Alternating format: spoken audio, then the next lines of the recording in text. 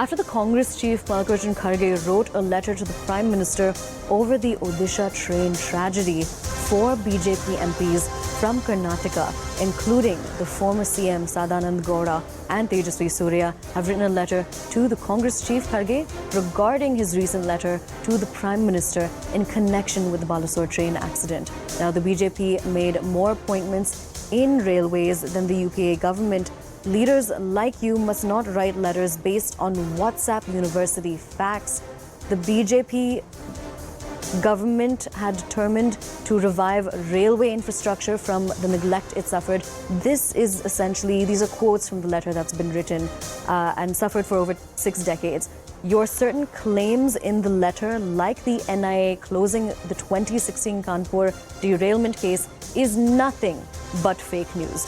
Those are the specific pointers that have been made in that letter that has been written in response to what the Congress chief Mallikarjun Kharge had written to the Prime Minister in connection with the Odisha train tragedy. When he had written that letter, Mallikarjun Kharge, he had essentially pointed out that the safety that was promised was not given during this incident, and that the lack of safety has now been exposed.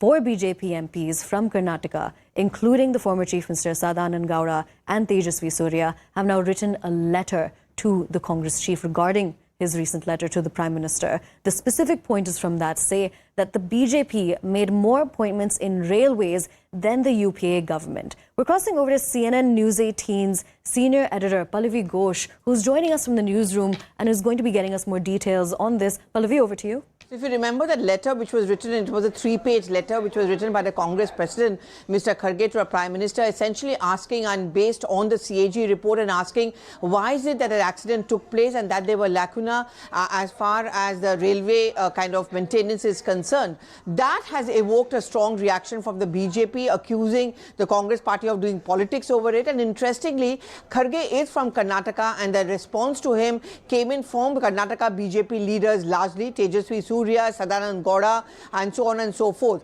Now we have a latest reaction coming in from the Congress party to this letter, and that's by way of Mallikarjun Kharge, who is considered to be extremely close to Rahul Gandhi as well, making the point that the Prime Minister never ever bothers to reply to any letters or any questions which are asked of him inside Parliament. Complete silence from the government as far as these allegations are concerned, as far as the earlier CAG report is concerned, which means that the government should be held accountable, yet the government refuses to respond.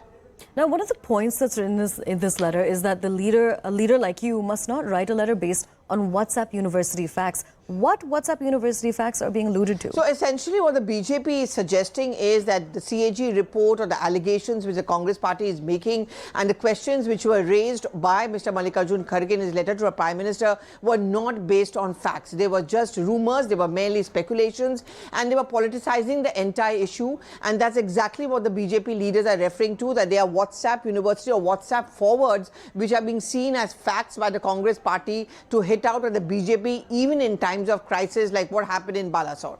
Now, another pointer that's also been made, and do tell us more about this, is that the BJP made more appointments in railways than the UPA government. But there's been controversy over the fact that there are 3 lakh vacant posts in the railways. Could you tell us more about that controversy? Well, the CAG report does make mention of the fact that, for maintenance, for the smooth running of railways, you do need more of manpower. That manpower was lacking, and there was a crying vacancy for these posts across the country. But those vacancies were never fulfilled by the government, never filled up by the government. And as a result of that, the proper maintenance of the railway tracks, the coaches, bogies have not been taking place, and that's also seen as one of the main reasons for the Balasore train crash.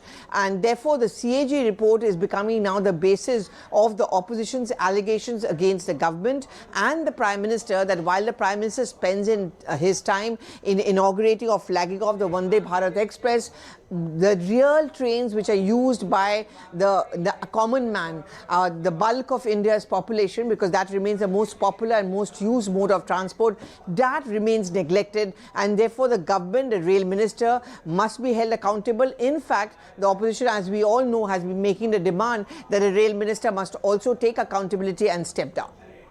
How are we likely to see this escalate now? Well, we are going to, it's very clear that the government doesn't believe in the resignation of the railway minister. There have been press conferences, there have been facts which have been put out by the government. I think when the parliament session begins in July, this is certainly going to be one short duration discussion which the opposition party will be demanding for. And as long as those pictures start coming out of Balasore, it's always going to be used by the opposition to hit out at the government and accuse the Prime Minister of insensitivity. Pallavi, thank you so much for joining us and bringing us those details.